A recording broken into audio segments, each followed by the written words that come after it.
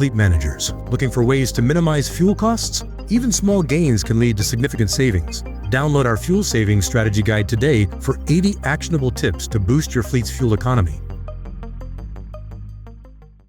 Where the truck driver market stands today and what it could look like for the rest of 2026. Hey everybody, welcome back. I'm Jason Cannon and my co-host is Matt Cole.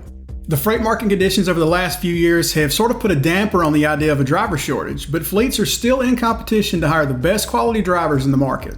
With the freight market appearing to be turning around, it's as important as ever for fleets to make sure they are positioning themselves in the best way possible to attract and retain top talent. The driver market has been heating up since late 2025, but the conflict in Iran has brought with it uncertainty that slowed things down some.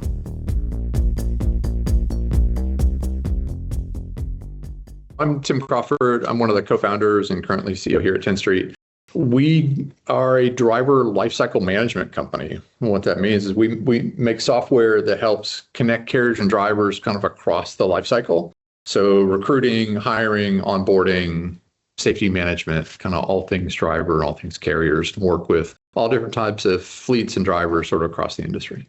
It's been a really interesting, 18 months or so, right? As this kind of freight recession has drug on. And, what we saw that was really interesting for the bulk of 25, what we saw, what most of our clients saw, was that fewer drivers in the market, right, doing a lead form, like a really basic introductory app, but more drivers doing full applications, right? And we took that for the bulk of 25, fewer drivers in the market, but the drivers that were in the market were really motivated job seekers. And then what started happening in the fourth quarter of 25, and it continued up until we started the Iran war, was a real sea change, a really big sea change, right? Where the number of drivers doing lead applications really ballooned, right? It was really strong in the fourth quarter, ballooned in relative terms, right? It was still Christmas season, right? So total volumes were not, in absolute terms off the charts, but really high relative to what the seasonal norms we would typically see across the platform. That continued even accelerated early in the year, where the number of drivers doing leads were up 20%, 25% year over year, which is a really big shift. But the number of drivers doing full applications actually dropped a bit, right? So where drivers were thinking about it, the drivers that were on the market were, more cautious, less committed to making a job change. And then over the past 6 weeks or so, that has cooled pretty markedly. As there's a level of uncertainty, it seems, in the market. The number of drivers doing any applications, right, in relative terms has dropped. And, while at the same time, we're seeing decentish freight volumes and spot rates in some markets have been really, really good, especially compared to recent history. And so it's been interesting as people have, I think you can sort of see in the numbers, drivers trying to figure out kind of what's going on. Tim says the freight recession that we've seen in recent years has bucked traditional trends when it comes to finding drivers in the market.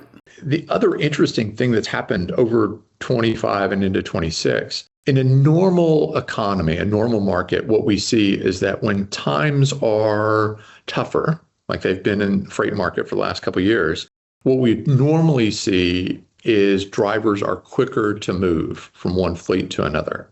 Right? They're not happy with their miles, they're trying to find somebody who's got some freight, that sort of thing. And that points to overall trends typically of lower tenure at their current carrier. We can see how long that driver's been at their current carrier. That tenure number has continued to go up quite a bit, where drivers are much more cautious. They are staying longer at their current carriers and thinking about things a little differently. And what that sort of projects going forward in our view is normally when times get better, drivers stay longer.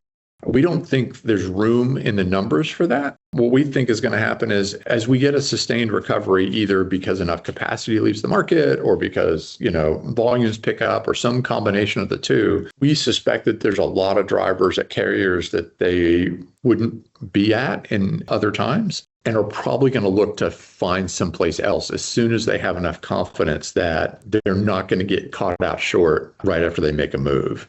So I think there's a lot of uncertainty right now and sort of still coming off sort of the post-COVID hangover, and we'll see what happens. But those are some of the big things we've been seeing lately. What should fleets expect to see in the driver market through the rest of 2026? I think there's obviously a huge wild card in the Middle East, right? A lot more people today know where the Straits of Hormuz are than ever thought they would know before. And with that wild card on the side, right, what we see happening structurally in the market is enough, capacity coming out of the market that even if freight volumes continue at flat to really, really modest growth, enough capacity is coming out of the market that drivers are going to become a pretty scarce resource going forward. And where carriers over the past couple of years have raised hiring criteria and been a little choosier, and drivers have kind of had to pick and choose a little bit more, those that were on the market. What we think is going to happen is drivers are going to have a lot more leverage, and we think driver hiring is going to become more competitive and it's going to pick up. One of the things we look at is the level of driver to recruiter messaging that happens across the platform as a pretty good marker for the level of activity. Not just, hey, I submitted an application, but how much back and forth there is, either trying to qualify the driver or the driver trying to qualify the carrier, frankly, around, hey, what is the offer? And that number has just really, really climbed over the last 90, 120 days. And we see that continuing as that activity level continues to go up. Obviously, pay matters to prospective drivers, but Tim says more so than that, today he sees that fleets that are maintaining a human connection with their drivers are having the most success with hiring and retention. What we consistently both hear, both from drivers and carriers, and what we see in the data really consistently, is that for the vast majority of carriers, the vast majority of drivers, a personal connection is really, really important. And there can be a tension there sometimes between the search for operational efficiency and sometimes tempting to crowd out kind of that human touch. And what we see time and time again, no matter how we look at the data, no matter how we look at it, the carriers that inject or maintain that human contact throughout the recruiting process absolutely continue to win and have better engagement with the better drivers and have better conversion on their advertising spend. The carriers that force their drivers to jump through a lot of hoops, who make the process really impersonal, who have a slow and impersonal process, tend to not do as well.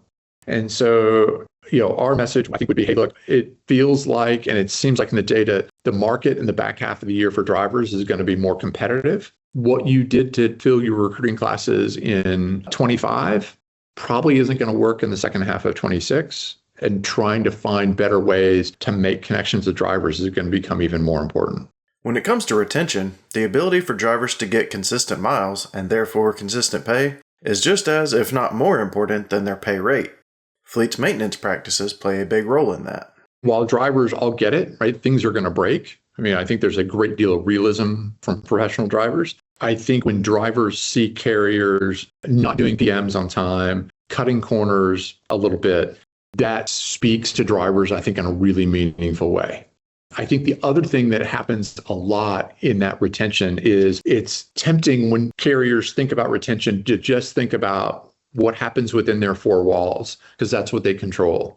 And I think that's important and 100% right. That is what they control. But I think what driving a lot of retention decisions, a lot of, hey, do I go and look for my next job decision from an individual driver, is what that driver's beliefs are about the market. And over 25, I think the beliefs about the market were, for the most part, pretty pessimistic from drivers. Rates were down, right? Miles were down. If those rates change, now all of a sudden that readjusts the whole system, that everything has to rebalance.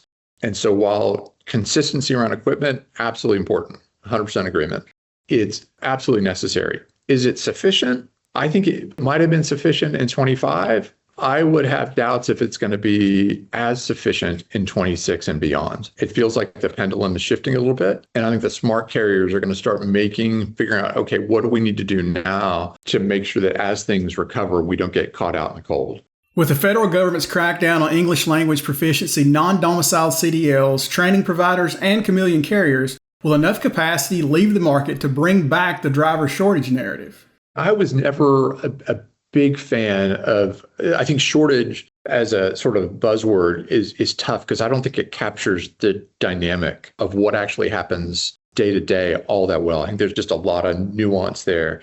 I think with the numbers that have been bandied about of the number of non-domicile drivers in the hundreds of thousands, if you think, that there's a reasonable chance that rounding off 10% of the driver capacity could come out of the market, that's a really big number in conjunction with sort of the aging demographic of drivers overall and losing drivers to retirement without a lot of drivers, enough drivers, but arguably coming in through the trucking schools with the crackdown on the ELDT stuff. I do think you're going to see drivers harder to find, and I think carriers are going to have to work more around them. Whether the answer to that is, hey, we're going to shorthand it as a shortage or not, I'm not smart enough to tell you. I would say if you define it as, hey, how many of our clients would gratefully take a few more drivers into orientation on Sunday, I think that number is going to continue to go up. I don't know if you call it a shortage or not, but I think that the value of getting people seated in orientation and the difficulty in doing it is going to continue to rise. That's it for this week's 1044. You can read more on ccjdigital.com. While you're there, sign up for our newsletter and stay up to date on the latest in trucking industry news and trends. If you have any questions or feedback, please let us know in the comments below. Don't forget to subscribe and hit the bell for notifications so you can catch us again next week.